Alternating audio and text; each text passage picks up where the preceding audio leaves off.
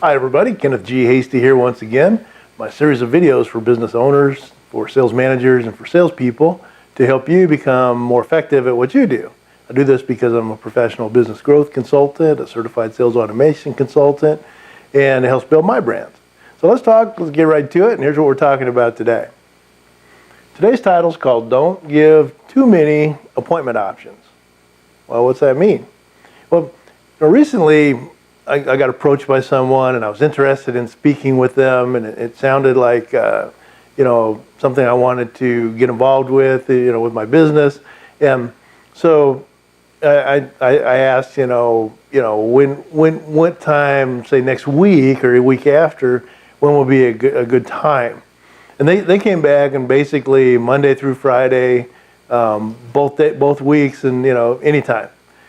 And I was like, all of a sudden it put a red flag up to me, and it was like, okay, they don't have anything to do. What's going on? They're not very busy.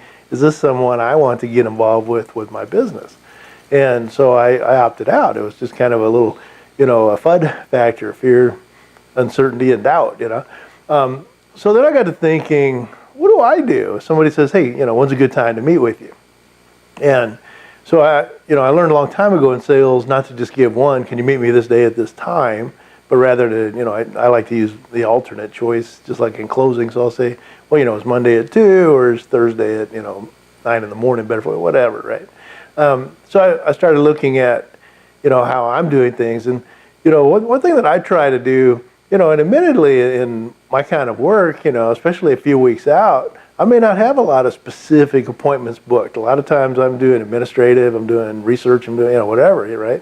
So I could say, hey, I could talk to you this time, that time, this time. But what I've learned to do is set aside certain days and certain parts of the days for appointments, for things that interrupt my regular routine but might have some future potential opportunity, right? So what I'll do, typically if you're working with me and they'll say, how's your schedule next week? Then I'll look, even if it was wide open, even if it was like 20 hours a day, I could do it. I don't want to give that impression. Well, unfortunately, it's not that case, but if it was.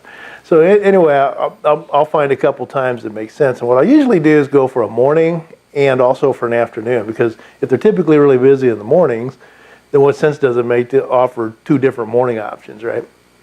If they're typically busy in the afternoon, same thing. So I'll try to find one morning and one afternoon, so one morning and one afternoon option.